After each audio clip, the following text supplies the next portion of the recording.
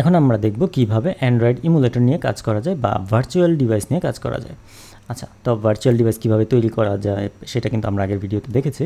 তো এইখানে হচ্ছে যে ভার্চুয়াল ডিভাইসটা আছে, তো আমাদের আগে তৈরি করা ভার্চুয়াল ডিভাইসটা এখন আমরা এই যে এখানে রান বাটনে ক্লিক করে রান করব, অথবা সরাসরি এই যে উপরে যেটা আছে সেটাতে ক্লিক করলেও রান হয়ে প্রজেক্টটা রান করা শুরু করে।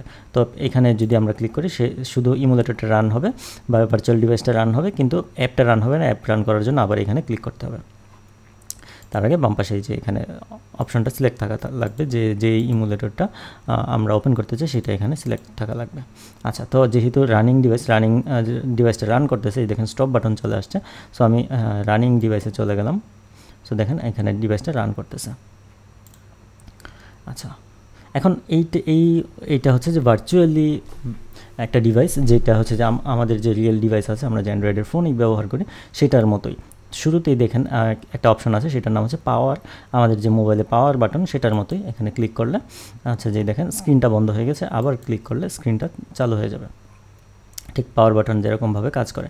তারপরে ভলিউম আপ, তো ভলিউম আপ ডাউন করার জন্য দেখেন যে ভলিউম আপ হচ্ছে, ডাউন হচ্ছে, এটা হচ্ছে ভলিউম আপ ডাউন। এবং এটা হচ্ছে রোটেট করা, রোটেট লেফট রাইট, ইভেন চাইলে চারিদিকে ঘোরাতে পারেন, এটা আপনার ইচ্ছা।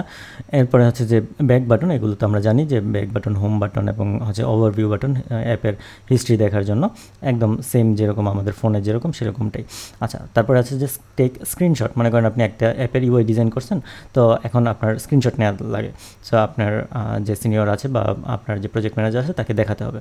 তো এখন ঘটনা হচ্ছে যে এখান থেকে একটা স্ক্রিনশট নিতে পারবেন। হ্যাঁ, সাপোজ অ্যাপটা ওপেন করে, অ্যাপ ওপেন থাকা লাগবে এরকম না, যে কোনো জায়গা থেকে স্ক্রিনশট নেওয়া যায়। সাপোজ অ্যাপটা ওপেন আছে, এখন এখানে ক্লিক করবেন।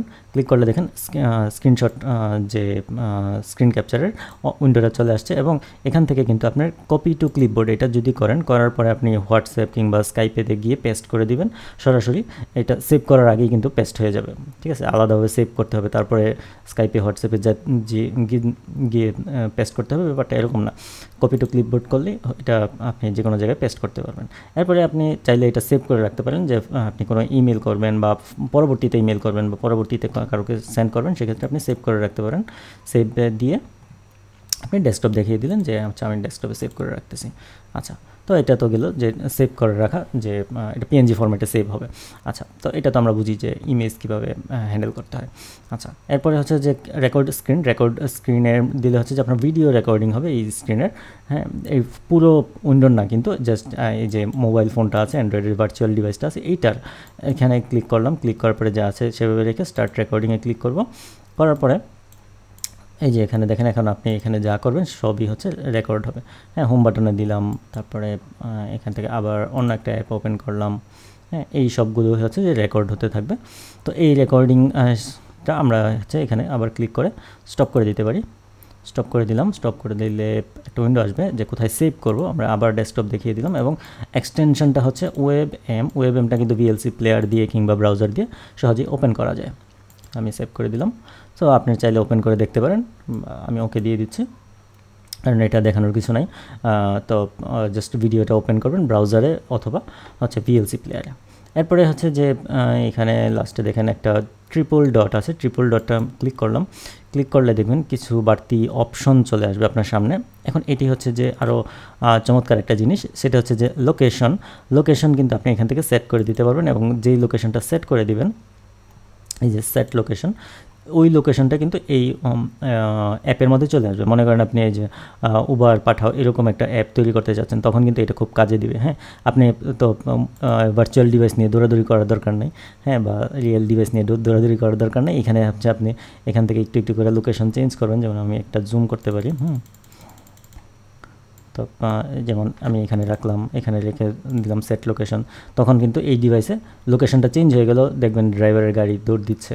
উবারের মতো যদি অ্যাপ তৈরি করেন, তখন কিন্তু এইভাবে আপনি গাড়িকে চালাতে পারবেন একটু একটু করে চেঞ্জ করে দিয়ে।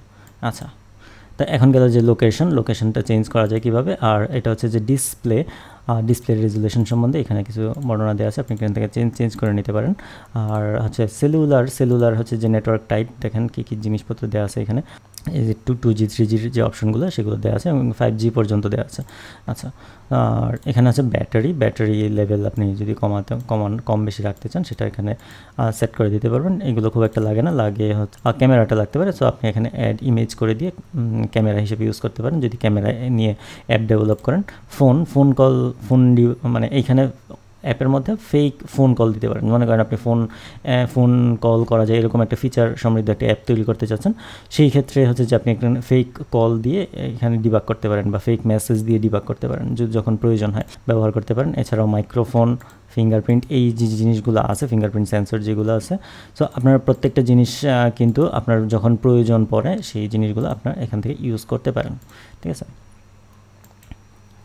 আচ্ছা, তো এই গেল যে আমরা কিভাবে একটা ভার্চুয়াল ইমুলেটর চালাবো সেটার একটা বর্ণনা। ধন্যবাদ।